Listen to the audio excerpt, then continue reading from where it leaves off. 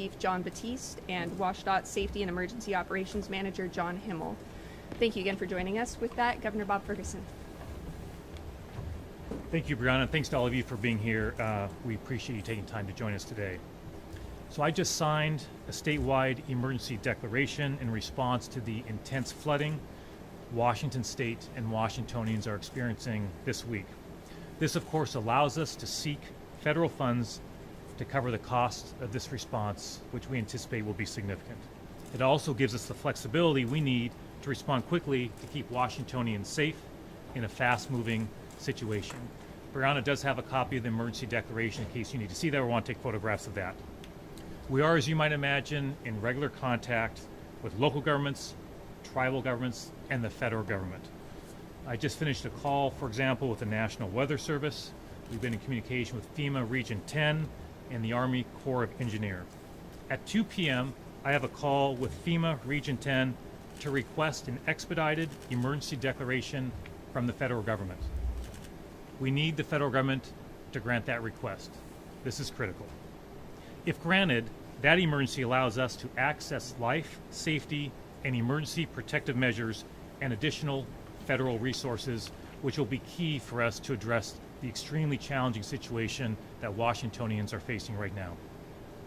I do want to encourage all Washingtonians to listen carefully to alerts from your county emergency management departments. If you receive an evacuation order, please follow that order. This is critical for your safety. Look, the impact on Washingtonians is significant now, and it's going to be significant in the coming days, and that is an understatement. We're mindful of that, which is why we're working so hard, and you're seeing people in this room working so hard to address this situation as quickly as we can. Understand that's a challenging week for many of our state. My team understands we're putting everything we can into this situation to respond as quickly as we can. We deeply appreciate all the first responders and many others who are out there in the field helping Washingtonians as they deal with protecting their homes, their businesses, their lives, their pets, their loved ones. I'll be visiting impacted communities very soon. I'm working with the General on the right time to do that, but you'll see me out in communities as soon as that is appropriate. And again, I want to emphasize how important it is that we get this declaration from the federal government. The situation is extremely serious. The next few days are going to be very critical.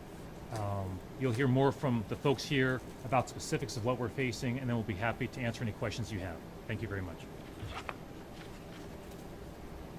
Thank you, Governor. My name is Major General Gent Welsh. I'm the commander of the Washington National Guard and the director of the Washington Military Department.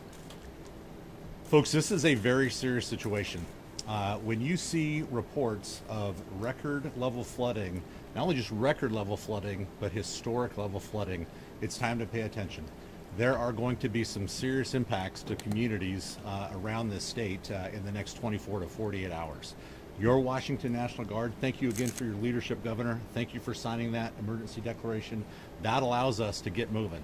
So by the end of tonight, when the sun goes down, you will have over 100 Washington National Guard members surge to help local communities. And by the end of the day tomorrow, you'll have over 300 ready to go, to include some of our best aviators and some of our best folks that really specialize in these types of rescues and public assistance. Governor, we're ready to help Washington. This is what we do best. This is the time that the National Guard really steps up and helps our community. And with that, Director Robert Ezell. Good afternoon, everyone, and thank you for being here. And as Governor Ferguson and General Welsh has emphasized, we're dealing with a very dangerous, complex, and rapidly evolving situation. As you can see, our State Emergency Operations Center is full today.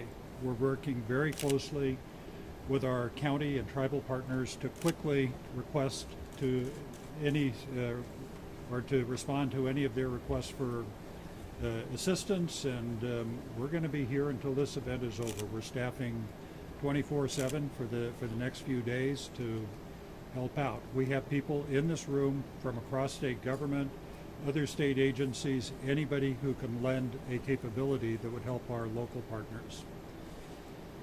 We anticipate the heavy rain that we've been experiencing for the last couple of days to continue and even increase in the afternoon and evening hours tonight and continue into the night. And so this atmospheric river event is far from done, and we're receiving signals that it's going to be wet next week as well. So anticipate that this situation is going to continue over the next number of days. What we're seeing is multiple rivers all the way from the border with Canada down to southwestern Washington are currently at moderate to major flood stage levels, and we're going to just see those levels increase as we go into tomorrow and Friday. Landslide risks are elevated statewide and will continue to be that way because of the saturated soils, and then we're expecting a number of rivers to reach or exceed record flood levels.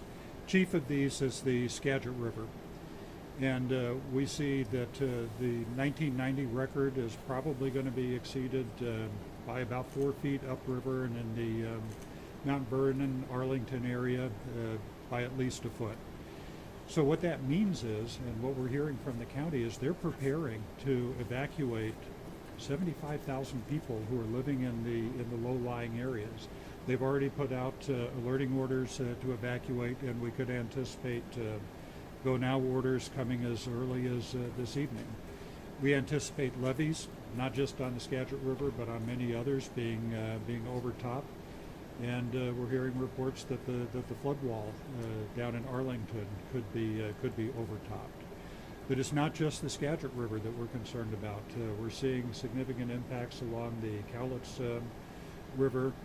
Highway 12 is underwater in a number of areas. The town of Randall's currently cut off. We see parts of Packwood cut off, and we're seeing that situation on a number of rivers across the state and even on the east side of the Cascades. In Pierce County, right here, just a little bit east of where we are, we see go-now orders already being issued for areas in Ording. And so, again, it's just a complex, evolving situation, and it's not just confined to a couple of river valleys. It's pretty much prevalent across western Washington. Our local governments are fully engaged. We have more than a dozen local emergency operations centers activated. Many counties have issued disaster declarations, and we're seeing sheltering operations in a number of the hardest hit counties. Again, what we're doing here, the important work that my team is doing is coordinating support from across state government to help our local partners. And so I'll just wrap up to echo the pleas of Governor Ferguson and General Welsh. Please follow evacuation orders, keep yourselves safe. If there's high water out there, don't drive into it. And just do everything that you can, listen to the news, be aware of the situation, and take the appropriate actions that you need to protect yourselves and your families.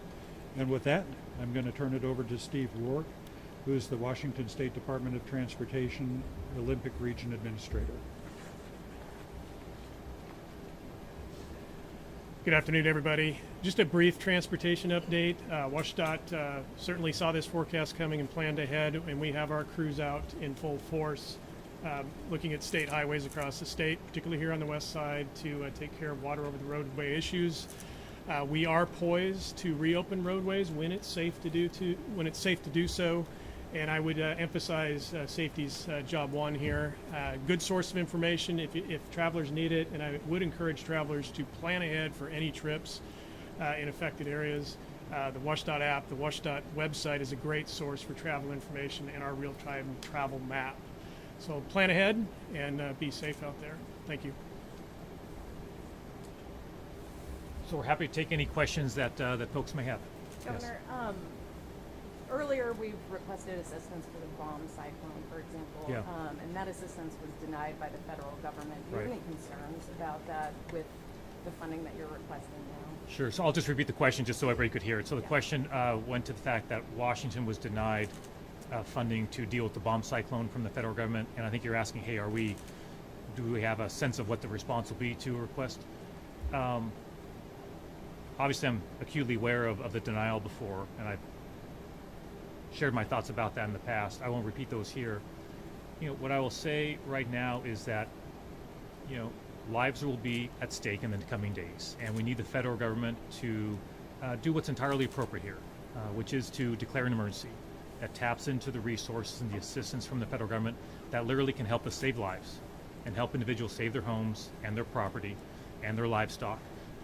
And so I look forward to the 2 o'clock call, where I'll be laying out the impacts, the fact that Skagit River, which in the over 100 years we've been recording flooding at the Skagit River, we anticipate this will exceed that by multiple feet. That this is a very, very serious situation. So, all I can really say in response to your question is we need them to approve it, and we'll be doing everything we can to make sure they have all the information that lays out very, very clearly what's happening here in Washington State. Governor, a couple questions Yes. for you. Thanks for your time. Would you describe this system as life-threatening right now? I think anytime you have literally tens of thousands of folks who may be facing evacuation orders, yes, by definition, that becomes a life-threatening situation. And so once again, it is critical that folks listen carefully to those orders, and if they receive an evacuation order, they need to put their safety first and deal with those. So yes, absolutely, this is historic flooding. Our state has seen some big floods in our history. And anytime you have the potential and what's really being predicted of literally record-setting flooding on the Skagit River, by definition, that puts people in jeopardy, and that's why we're taking this as seriously as we are. My other question for you, I was in Auburn earlier today. There's a Chevron gas station that's flooded, inundated, water's up to the pumps. I know your FEMA request is in the works right now, but what do you know about businesses suffering from flooding across the state right now? Do you have any information you can share? Sure. So there's a reason why I declare this a statewide emergency, because this is impacting folks all across the state. It's not just Skagit County or just Lewis County. It's a statewide problem that we have, and it's a very fluid problem that we have. So we're very mindful of whether it's businesses, homes, lives, livestock. The impacts are real for many Washingtonians and businesses. That's why we're all working so hard. You're seeing that right here in this room. There's lots of folks outside this room who are out there trying to address this as quickly as we can. That's also why we need the coordination of governments, which we're getting at the local level, and why we need it from the federal government as well. Thank you. Any other questions that folks have today? Anything else that any of you want to share? If not, I want to thank all the folks who are in this room for their hard work at a really challenging time for Washingtonians. The message for Washingtonians is really clear. We're praying for you. We're doing everything we can to help you in your situation. And we also ask you, listen carefully to the experts who are providing information to you. We ask you that. We ask you to follow their instructions. And with that, we're going to get through a really, really challenging situation. And of course, we'll be keeping Washingtonians and the public updated on a regular basis throughout this process. When we get a response from the federal government, we of course will let you all know as soon as possible. And again, really appreciate you sharing this information to Washingtonians. It's a really critical time. Thank you very much, everybody. Thanks, General. Appreciate it. Yeah. Thanks so much. Yeah. Thank you. All right. Back upstairs? All right, let's do it. All right. Go ahead. No, go ahead. Go ahead. Thanks, everybody. Really appreciate it.